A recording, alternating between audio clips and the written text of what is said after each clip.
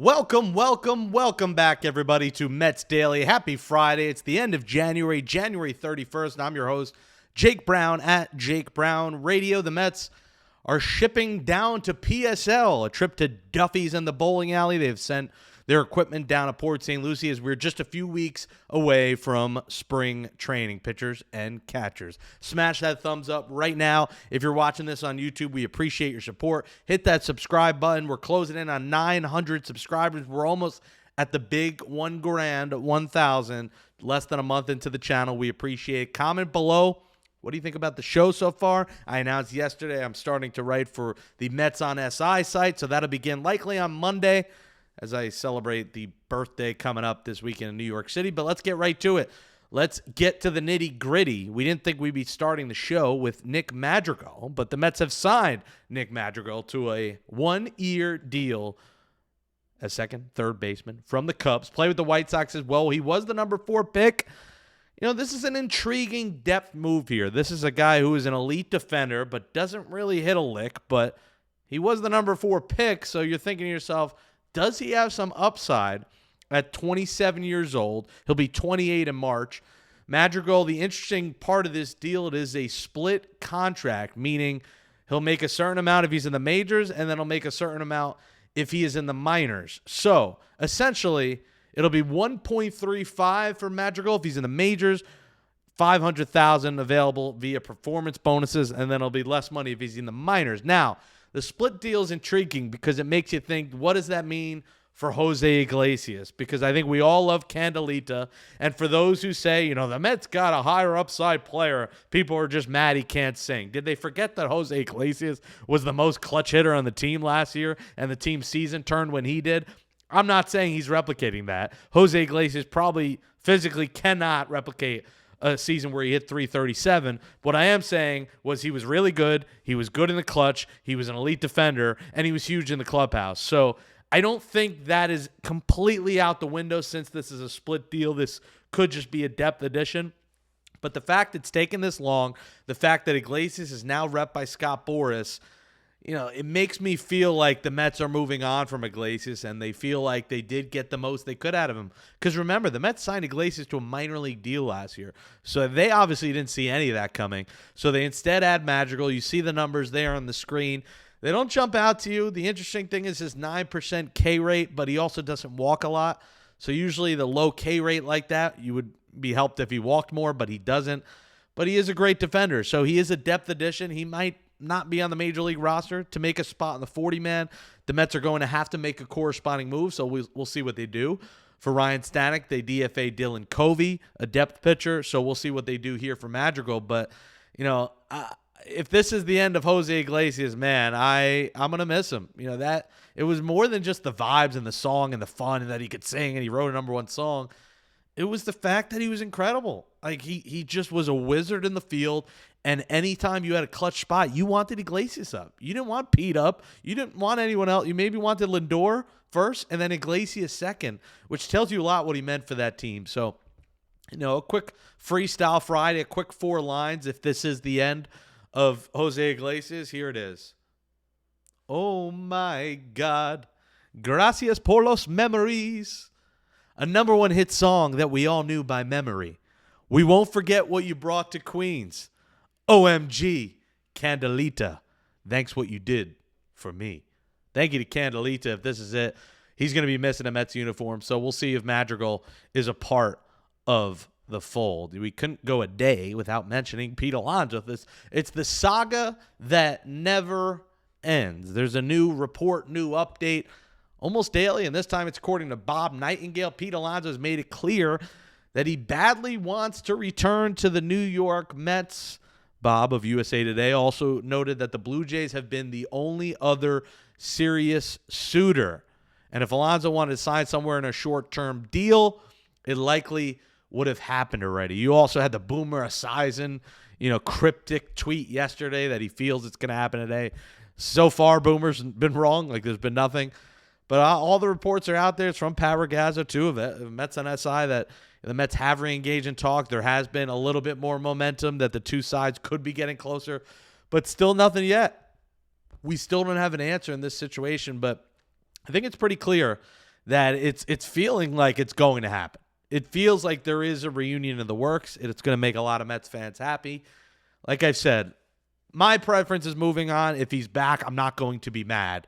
But the intriguing thing for me is, if this deal gets done, for both sides, I think it'd be great if there's an opt-out. If there's that year after, the opt-out after year one, that gives you the chance to pursue Vladdy and pursue other options. And it gives Pete the chance to, pursue potentially another contract. If he goes out and balls and has the opposite of what he did last year, and he's back to being a 45 and 110 guy and hitting behind Juan Soto works wonders for him, and all that is good and gravy and grand, then maybe he goes out and gets the deal he wants and seeks next year. And I think the Mets would be perfectly fine with that, because I think the Mets don't want to lock in here for a long time, and I don't blame them in the slightest. Like I've said on here, he's not going to age well. He's kind of a one-dimensional player, and the Mets want to give themselves flexibility to go after someone else. So we'll see if this Alonso saga ends at some point in the coming days, but, they could be pivoting elsewhere if they don't. And there's, reports now. The most recent report from Heyman, New York Post, is that the Mark Canha interest is there. Former Met Mark Canha, who the Mets reportedly offered a non-guaranteed contract to at some point of this offseason. So let's take a look. There's a lot of news and notes to get into, so let's take a look at it all. First off, Mark Canha. I think he would be fantastic. If he did accept kind of a non-guaranteed deal, it's a no-brainer for the Mets. Mark Canha was incredible in this clubhouse. I get it. His numbers have regressed. But even Canha at his worst, look at his OBP compared to his average. The guy is 100 points higher OBP than average. He walks a lot. He 344 OBP, 2023, 355 OBP, 2022 with the Mets, 367 OBP.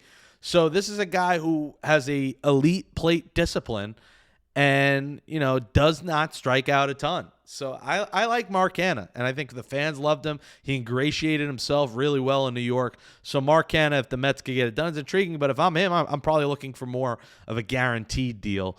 Another guy, another former Met that, is in the news waves, he signed right after we dropped yesterday's Mets Daily, Max Scherzer. Now, we thought the Blue Jays were the top suitor, and they indeed were. They signed the soon-to-be 41-year-old to a 1-year, $15.5 million deal. Now, I think we all would have revolted as Mets fans if the Mets touched that contract. $15.5 million, and the guy, barely played last year. The last 2 seasons, he's been plagued with injuries. So this was smart for the Mets to not touch that. The Blue Jays, they have the money. They could do it. Mets have the money, but they're not going to blow through the luxury tax for a guy that made 9 starts last year. He made 27 starts in 2023, but only 9 starts last year.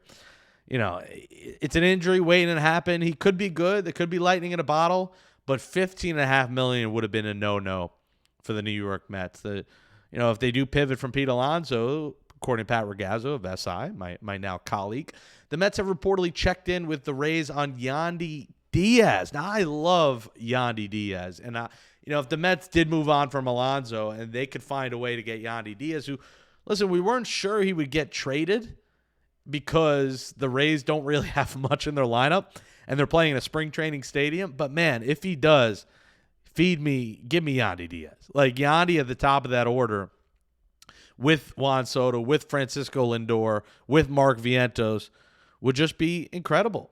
So I hope, if the Mets did pivot, he's on, he's a target. Now, Yandy Diaz has the potential opt-out in his contract, which is intriguing.